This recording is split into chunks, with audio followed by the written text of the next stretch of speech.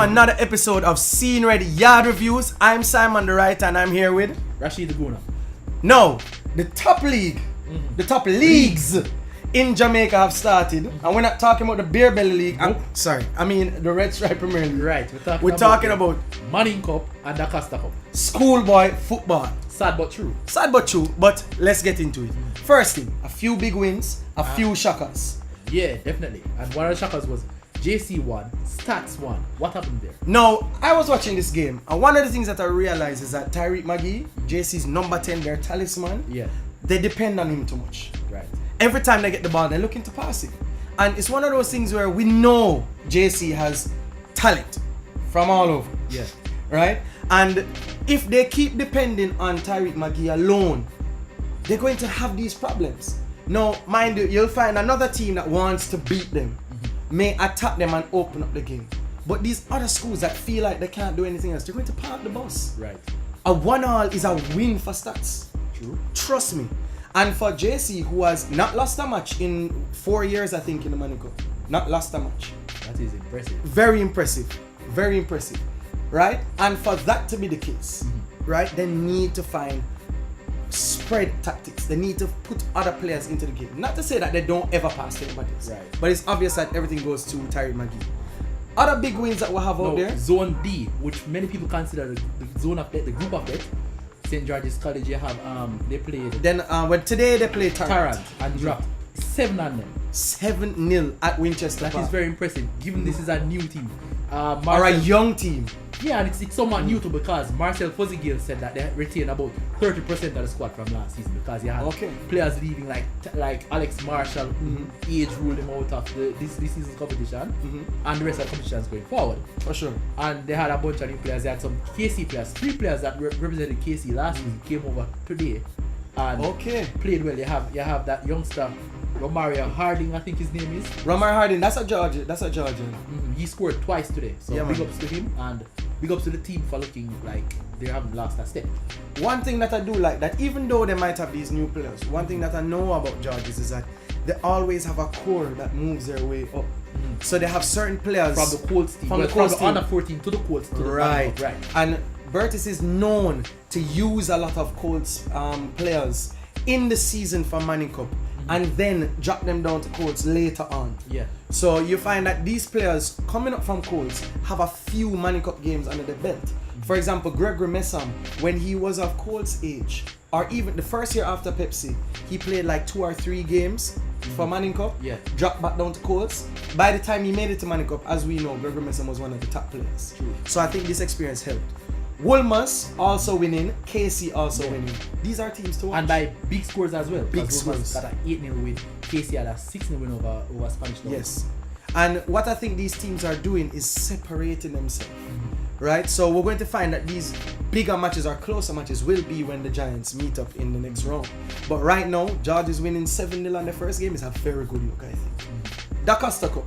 Another big win over there today when St. Elizabeth Technical dropped 8 at Magotty. Yes. Now, St. Elizabeth Technical, they swept schoolboy football in rural Jamaica 2 seasons ago. Right. And it didn't quite work out for them last season. But their coach, Omar Rambo said that, we're back this year and expect us to win the titles. And it really kind of send out a message to the rest of the teams in the Da Costa Cup with an 8-0 drubbing. I think that's a very good message coming from Stets. Cornwall also won their game on Saturday, and they looked decent. Yeah. I feel like they're obviously looking like they're missing Jordan Fletcher. Right. And a player like Jordan Fletcher will be missed. But right now, those are the 2 teams. Remember I mentioned last week that I think that these are 2 teams to watch? Yeah. Mostly because they're fast. They play very fast, and they're very fast with the ball. And if you're a team, you might be strong, you might be quick, but if you're not quick with the ball, you're going to have problems against teams like Cornwall and Stets. And I look forward to seeing those guys also in the Super Cup going up against Manning Cup teams. True. I think they're here for vengeance. Cornwall losing in the final was a very hard blow. The players really were broken, and I think they come back with a vengeance this year. And of course, no rural team has won the Super Cup as yet. So far, there's still that monkey on their back they're trying to get off this season. Definitely. Local football, you say, in the Beer League. The lower league now. In the lower league. Let's go to the lower division. Time. Yes. Still not kick off yet. But what about update? We get a little bit closer, even though we're still not there yet. the referees who were owed $4 million last season by the Premier League Clubs Association or the PLCA, they have been paid, and finally.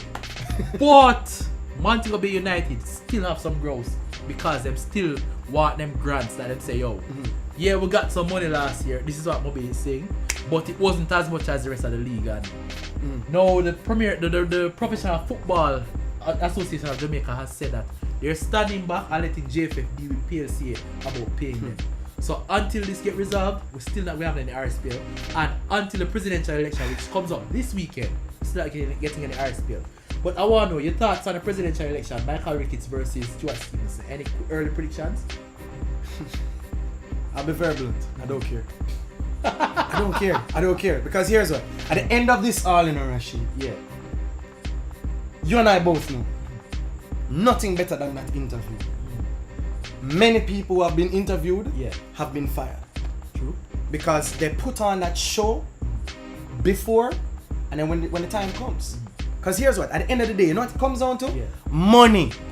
Glad you mentioned that. Money. I've spoken to both candidates, and I've heard both of their manifestos. What Ricketts has pushed mainly is that he wants the funding to go towards the parishes. So each parish would have a corporate sponsor. I won't call names, but you'd have the big companies in Jamaica taking up a Clarendon FA, a Trinidad FA, Westmoreland FA, etc. Whereas Rashid, I want to cut you. You know why I want to cut you? And I'm going to say this to the camera. Because at the end of this, people need to understand. Putting the money in the parishes don't mean nothing if there's not a certain type of expectation of what each parish is going to do with it. Right. Now I know the manifesto will say that, right? But can we trust all of the people running the parishes? If there was a corruption issue in football before, are those people still there? Are they dealt with? So when I look on the JFF saying they want to do this, saying they want to do that, I need to know all of the people who were corrupt before, who were running this into the ground. Because facts is facts. We can do 10 things for the country. If 8 people who are supposed to be involved with it are corrupt, it's only 2 things going to happen. And those 2 things may not be enough to develop football in Jamaica. So I don't care who win, whoever you are, if you do foolishness, at very least, Yaad Review is going to call you out. So but whoever win, while there. we're calling people out though, I just want to mention I'm being the angry person today. The strengths and weaknesses of both manifestos. Stuart Stevenson, he had a brilliant manifesto, I thought. But it had some holes because he said that one thing I've noticed as a journalist, looking at scores from various football leagues across Jamaica, you just can't find historical data. You go back to check a match 2 years ago, nothing on it. So nothing is documented. Thank you. And he said that he wants to address the documentation of results and statistics. He wants to create a database. But maybe that would be the way to hold people accountable to help bring down some of the corruption. True. Because everything is documented. But here's the problem though. I'm not confident of the workforce he has in the JFF to do it. I think he needs millennials in there with him. People who understand. No more dinosaurs! Yeah. People who understand going forward with technology. People who understand how to put things online and how the internet works. And how to grab a younger audience to what you're doing. And to get more support that way. I don't think he has that. But I rate what he's trying. But I'm not too sure about the execution of it. I have a new name for JFF. JPF. Jurassic Park Football. Alright. What I heard last words. It's interesting how the voting will go because last week this time Stuart Stevenson was saying he had 5 votes.